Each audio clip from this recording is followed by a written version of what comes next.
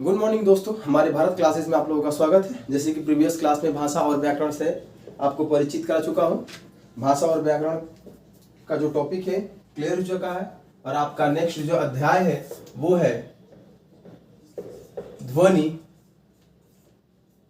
ध्वनि विचार। ध्वनि विचार जिसे हम वर्ण और ध्वनि के नाम से भी जानते हैं। सेकेंड जो अध्याय है उसका नाम क्या है? ध्वनि विचार, जिसे वर्ण और ध्वनि के नाम से जानते हैं। इसमें सबसे पहली बात आ रही है वर्ण। वर्ण किसे कहते हैं? मैं आपको पिछले क्लास में बता चुका हूं कि वर्ण बनावट की दृष्टि से वर्ण भाषा की सबसे लघु इकाई है। बनावट की दृष्टि से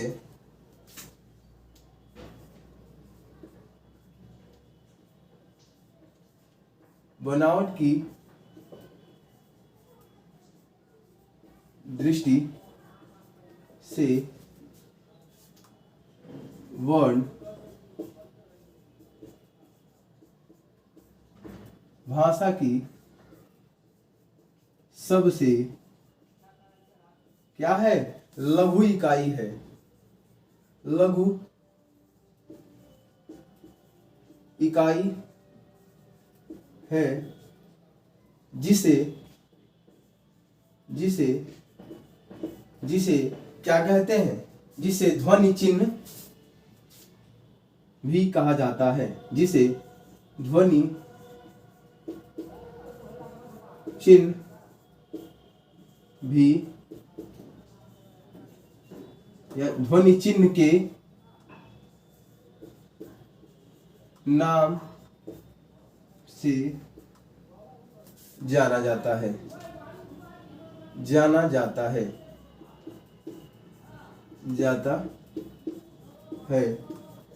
अब आपके मन में यह विचार चल रहा होगा कि ध्वनि चिन्ह के नाम से जाना जाता है। इसके अलावा सर ने पिछले क्लास में यह भी बताया था जिसके कोई खंड या टुकड़े नहीं किए जा सकते हैं। हाँ, सही आप सोच रहे हैं। सही आपके मन में यह विचार पैदा हो रहा है कि इसके खंड या टुकड़े वास्तव में नहीं किए जा सकते हैं। इसके खंड या टुकड़े वास्तव में नहीं किए जा सकते हैं। वर्ण के क्यों नहीं किए जा सकते हैं मैं आपको बताने जा रहा हूं। उदाहरण आप ध्यान से देखेंगे। उदाहरण में यह मानो लिखा है क, ये लिख दिया ख, ये लिख दिया ग, घ, अ। ये जितनी भी वर्ण है क्या आप इसके टुकड़े कर सकते हैं? ये ऑलरेडी एक सिंगल पीस है। क्या आप इसके भी टुकड़े कर सकते हो? नहीं हो सकते हैं। इन्हें हम खंडित नहीं कर सकते हैं, जिसे हम क्या कहते हैं? वर्ण के नाम से जानते हैं। अगला आपका जो पॉइंट है, अगला जो आपका पॉइंट है वर्णमाला।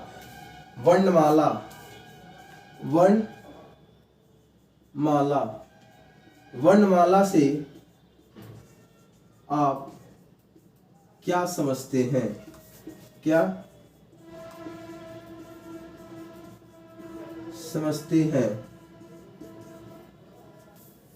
क्लास 1 से लेकर अपर क्लास के हिंदी विषयों में आपने पढ़ा होगा कि वर्ण किसे कहते हैं और उसके आगे वर्णमाला किसे कहते हैं। वर्णों के समूह को, जैसे कि आप पढ़े होंगे कि वर्णों के समूह को वर्णमाला कहते हैं। भाई वर्णों के समूह होते क्या भाई? ये आप सोच रहे हैं ये तो एक सिंगल पीस है जिसे हम क्या कहते हैं? वर्ण कहते हैं। लेकिन इन्हीं के दो पीस मिलकर, दो ऐसे वर्ण मिलकर एक ऐसे वर्ण का आकार देते हैं जिन्हें हम क्या कहते हैं? वर्णमाला कहते हैं। तो आप एकदम सीधी रूप से यह कह सकते हैं कि वर्णों के समूह को क्या कहते हैं? वर्णमाला कहते हैं।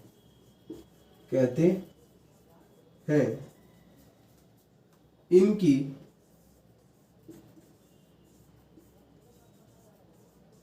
मुख्य रूप से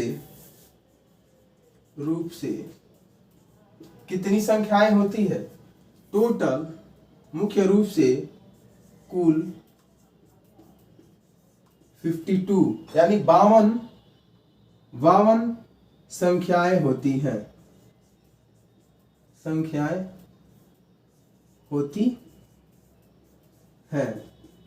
मैं आपको बता दूं कि वर्णमाला से आप क्या समझते हैं? वर्णों के समूह को वर्णमाला कहते हैं, जिनकी टोटल संख्याएं हिंदी में कितनी होती है?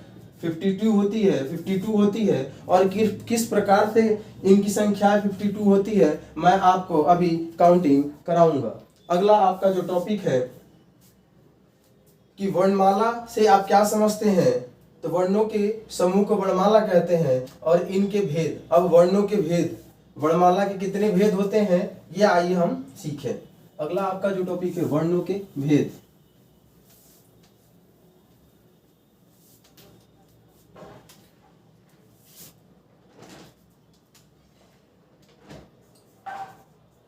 वर्णमाला के कितने भेद होते हैं? तो मैं आपको बता दूं सीधी रूप से, आप एकदम ध्यान से समझेंगे। एक बार पढ़ना है, बार बार नहीं, ध्यान से समझना है, एकदम ध्यान से, सीधा सीधा। ये समझ लीजिए, ये रहा वर्णमाला और इसके नीचे इनके प्रकार को मैं वर्गीकृत कर रहा हूं। किस प्रकार से, ध्यान दें। पहला होता है स्वर वर्ण, क्या कहते हैं इन्हें? स्वर वर्ण। सेकंड होता है दूसरा व्यंजन वर्ण, क्या होता है? व्यंजन वर्ण। और तीसरा जो होता है उसे कहते हैं संयुक्त वर्ण। क्या कहते हैं? संयुक्त वर्ण। अब मैं आपको बता दूं कि वर्णमाला जो होते हैं टोटल कितने होते हैं? 52 होते हैं, लेकिन उनके टोटल कितने भेद होते हैं?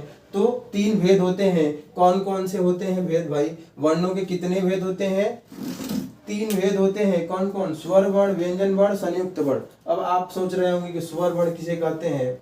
स्वर वर्ण किसे कहते हैं, मैं आपको पहले स्वर वर्ण से परिचित कराना चाहता हूं कि जो यह स्वर वर्ण है, यह एक मात्र ऐसा वर्ण है जो स्वतंत्र रूप से बोली एवं लिखी जाने वाली क्या है? अक्षर है, वर्ण है। वह वर्ण को परिभाषित इस प्रकार से करेंगे कि वह वर्ण जिसे लिखने एवं बोलने हेतु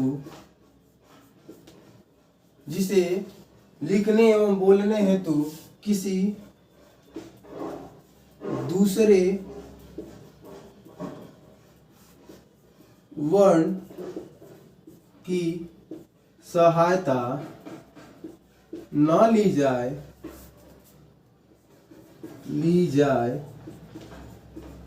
उसे क्या कहते हैं जी? उसे हम क्या कहते हैं? स्वर वर्ण कहते हैं। उसे स्वर वर्ण कहते हैं। उसे स्वर वर्ण कहते हैं। आप ध्यान से समझेंगे। स्वर वर्ण किसे कहते हैं? स्वर वर्ण वह वर्ण जिसे लिखने एवं बोलने हेतु किसी दूसरे वर्ण की सहायता न ली जाए, उसे हम क्या कहते हैं? स्वर वर्ण कहते हैं। अब आपको मैं बता दूं कि स्वर वर्णों की संख्याएं टोटल कितनी होती हैं, फिर उनके भेद भी पढ़ेंगे, लेकिन मुख्य रूप से स्वर वर्णों की संख्याएं, आप इसे ध्यान से लिखेंगे। स्वर वर्णों की कुल संख्याएं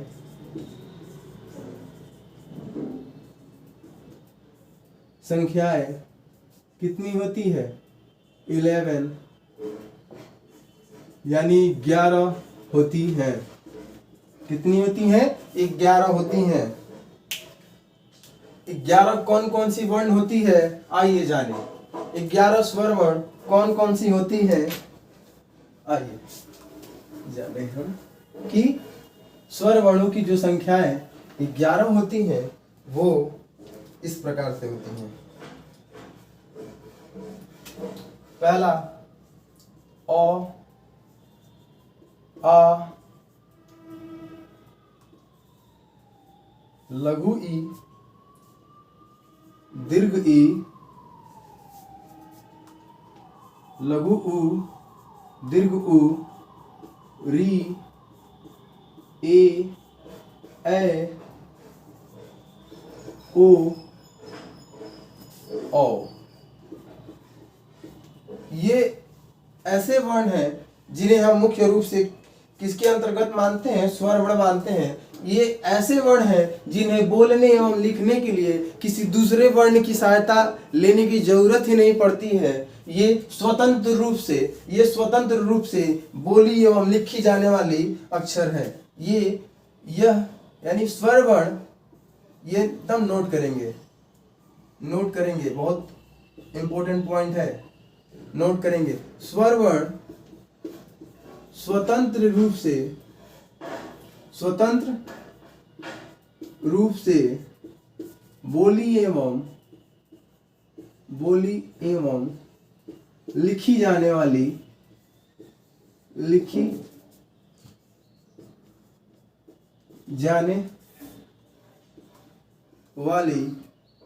क्या है, वर्ण है। अब मैं आपको आगे ये बताना चाहता हूं कि स्वर वर्ण के कितने प्रकार होते हैं। अगला आपका टॉपिक है स्वर वर्ण के कितने भेद होते हैं।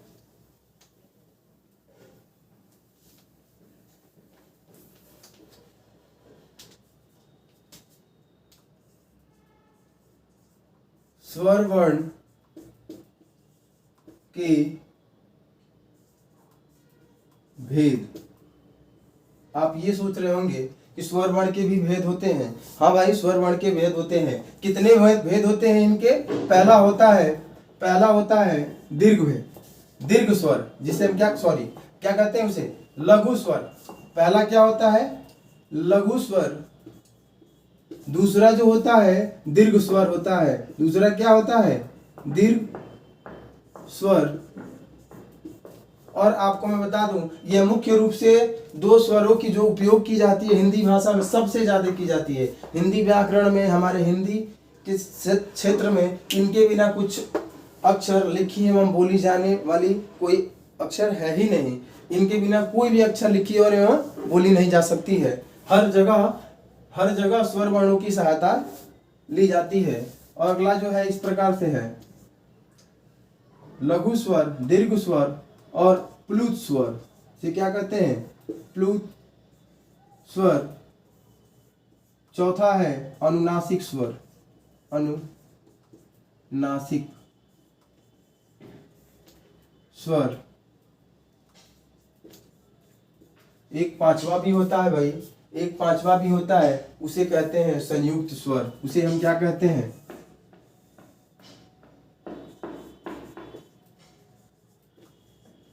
संयुक्त स्वर। अब आप ये सोच रहे होंगे सर ने इतने सारे इसके भेद तो बता दिए, भाई इन्हें व्याख्या हम कैसे करें? एकदम न घबराए, एकदम आपके सर आपके साथ हैं, आपके सर आपके एकदम साथ हैं, एकदम घबराना नहीं है। लघु स्वर वह वर्ण है जिसे बोलने एवं लिखने में भी एकदम कम समय लगता है, जिसे हम क्या कहते हैं? लघु स्वर कहते हैं। जिन अक्षरों को लिखने एवं बोलने के लिए समयों की जो अवधि होती है, जो अवधि काल होता है, बहुत ही कम लगता है, उसे हम क्या कहते हैं? उसे हम लघु स्वर कहते हैं। मुख्य रूप से इनकी जो संख्याएं होती है वो कितनी होती है? अ, ई, उ और री। पहले मैं आपको बता दूं, लघु स्वर किसे कहते हैं? लघु स्वर। लघु स्वर वह स्वर वह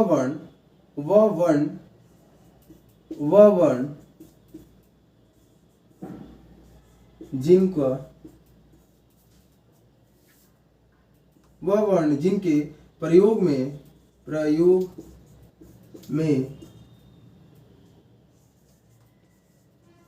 अवधि काल, या ये लिख सकते हैं प्रयोग में कम समय, जिनके प्रयोग में कम समय लगे उन्हें क्या कहते हैं? लघु स्वर कहते हैं। उन्हें लघु स्वर कहते हैं। उदाहरण के तौर पे मैं आपको बता दूं, इनके कितने कौन कौन से ऐसे स्वर वर्ण हैं जिन पे कम समय लगता है। तो वो पहला है अ, दूसरा है छोटी ई जिसे लघु ई कहते हैं। उसके बाद एक लघु ऊ है, और जो चौथा है उसे हम कहते हैं ऋषि बोलते हैं ना हम, ऋषि। तो इन अक्षरों का जो प्रयोग किया जाता है ऐसे जगहों पर किया जाता है जहाँ पे कम समय लगे। जैसे कि मैं आपको बता दूं इसका जो अगला पॉइंट है दीर्घ स्वर। अब दीर्घ स्वर की जो डेफिनेशन होती है, जो परिभाषा है, एकदम आसान है, इन्हीं के ऊपर डिपेंडेंट है, इन्हीं के ऊपर निर्भर है। किस प्रकार से भाई, किस प्रकार से निर्भर है? आइए जाने। दीर्घ स्वर मैं आपको पहले इससे परिचित कराना चाहता हूं कि दीर्घ स्वर वे स्वर होते हैं जिनके प्रयोग में लघु स्वर से ज्यादा समय लगे, उन्हें हम क्या कहते हैं? दीर्घ स्वर कहते हैं। दीर्घ स्वर कहते हैं, जो कि आ, दीर्घ बड़ी ई को ही दीर्घ ई भी कहते हैं। फिर दीर्घ ऊ भी होता है, समझ पा रहे हैं आप? इन्हें हम क्या कहते हैं? दीर्घ स्वर कहते हैं, जिनकी मुख्य रूप से संख्याएं कितनी होती है? 3 होती हैं। दीर्घ स्वर में कौन कौन सी संख्याएं हैं? 3 होती है। कौन कौन? आ और दीर्घ ई, दीर्घ ऊ। ठीक है, आइए इनको नोट करते हैं। वह वर्ण जिनके प्रयोग में लघु स्वर से 2 गुना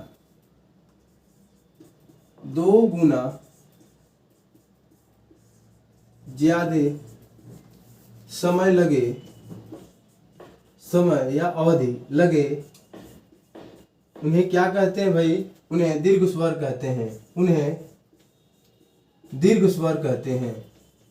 दीर्घ स्वर कहते हैं।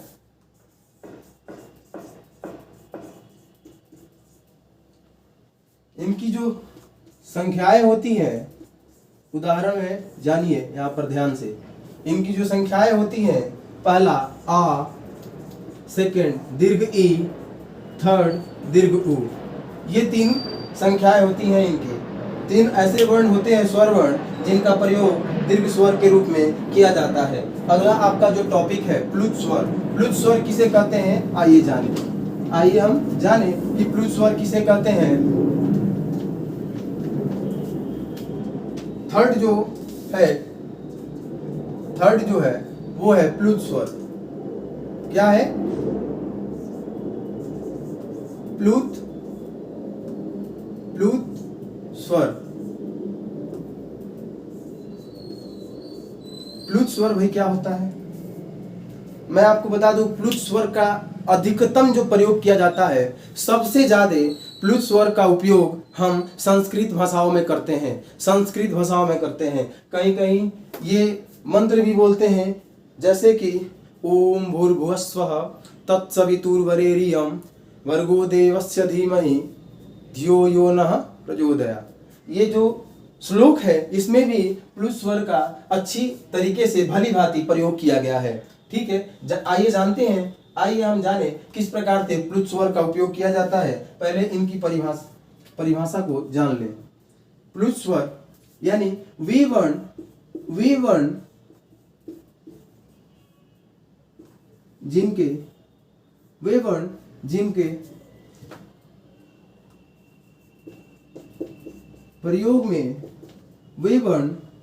जिनके प्रयोग में दीर्घ स्वर से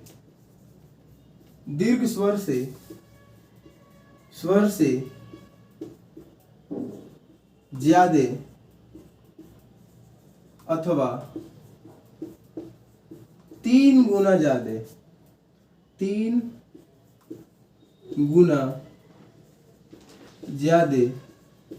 समय लगे उन्हें हम क्या कहते हैं? उन्हें प्लुत स्वर कहते हैं। उन्हें प्लुत स्वर कहते हैं।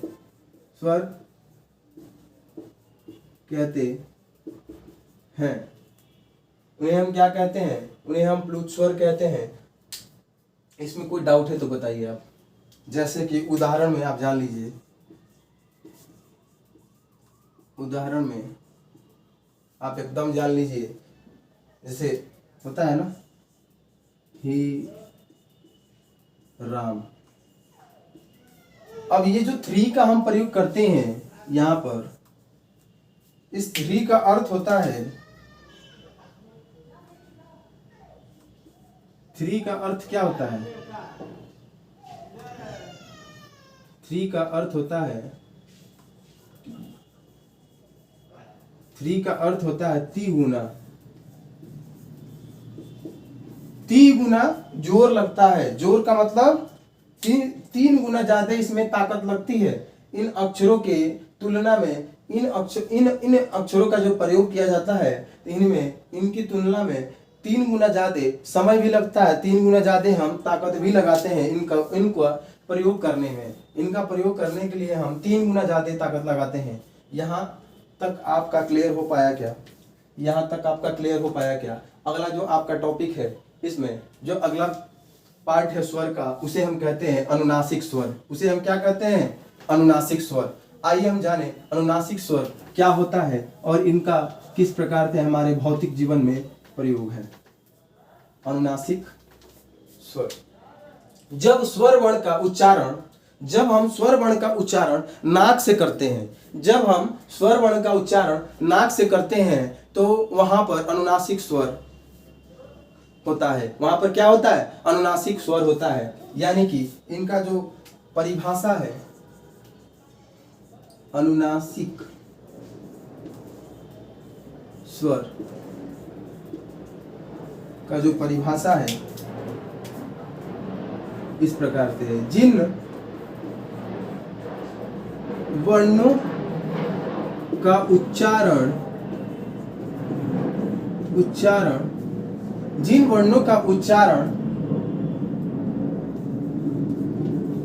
नाक से किया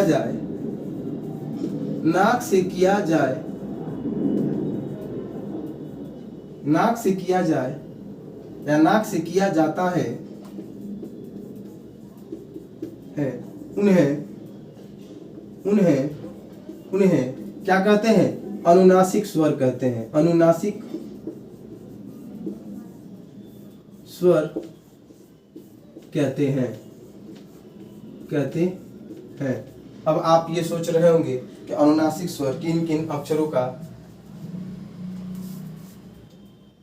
समूह है।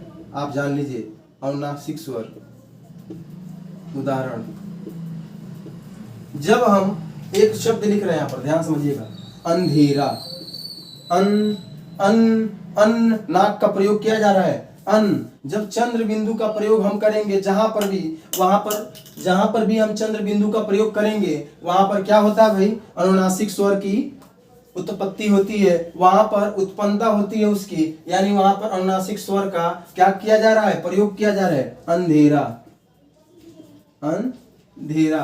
इसके अलावा मैं आपको बता दूं, अंधेरा के बाद होता है दांत। इसके अलावा भी बहुत सारे ऐसे उदाहरण हैं, मैं आपको बताना चाहता हूँ। गांव हो गया,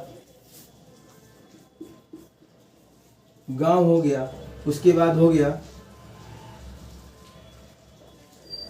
आंगन।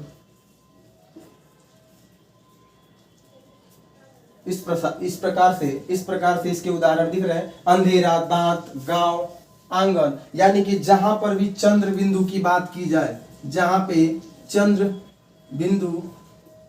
बिंदु की बात की जाए, वहां अनुनासिक, वहां पे क्या होता है, अनुनासिक का प्रयोग किया जाता है, अनुनासिक स्वर का प्रयोग किया जाता है। क्या आप यहाँ तक समझ पा रहे हैं?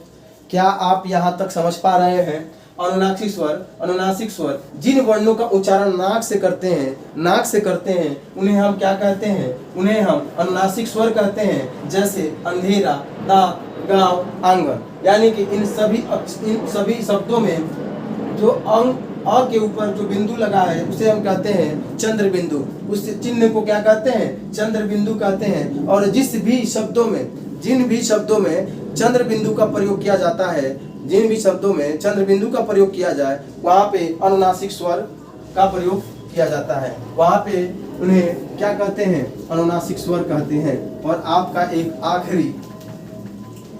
आखिरी स्वर बच गया है, जिसे हम क्या कहते हैं? संयुक्त स्वर। जिसे हम क्या कहते हैं? संयुक्त स्वर। अब हम जाने कि संयुक्त स्वर किसे कहते हैं। संयुक्त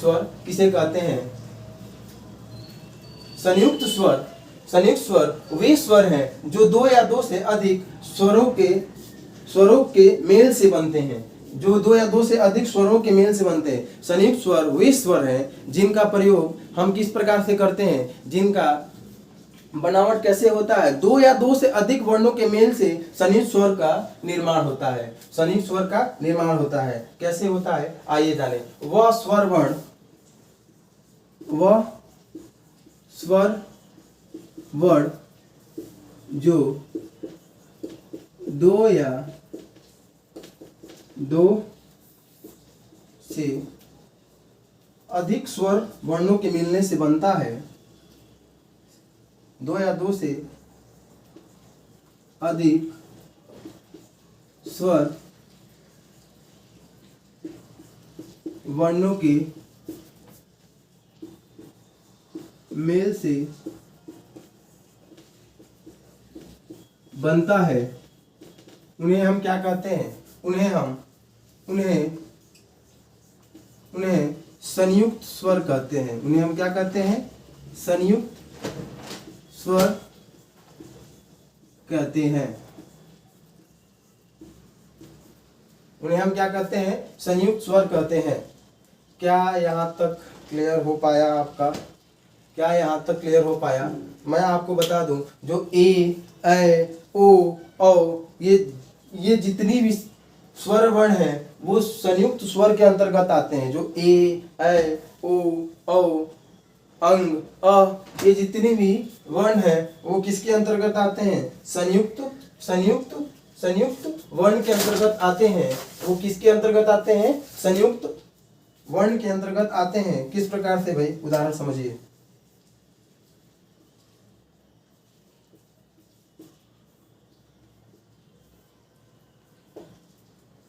जैसे ऐ, ए, ऐ, ओ, औ, ये जितनी भी स्वर हैं ये किसके अंतर्गत आते हैं? संयुक्त स्वर के अंतर्गत आते हैं। किसके अंतर्गत? संयुक्त स्वर के अंतर्गत। इनका प्रयोग करने के लिए दो या दो से अधिक वर्णों का प्रयोग किया जाता है, जिनसे इन वर्णों का निर्माण होता है। क्या आप यहाँ तक समझ पा रहे हैं? अगला आपका जो टॉपिक है इसमें जो इसका जो अगला टॉपिक है, स्वर वर्णों की भेद। मैंने बताया कि स्वर वर्ण, व्यंजन वर्ण, संयुक्त वर्ण, ये तीन वर्णों के जो क्या होते हैं? भेद होते हैं। और उन वर्णों के जो भेद हैं उनमें स्वर वर्णों के कितने भेद होते हैं, स्वर वर्ण किसे कहते हैं, मैं अभी क्लियर कर दिया।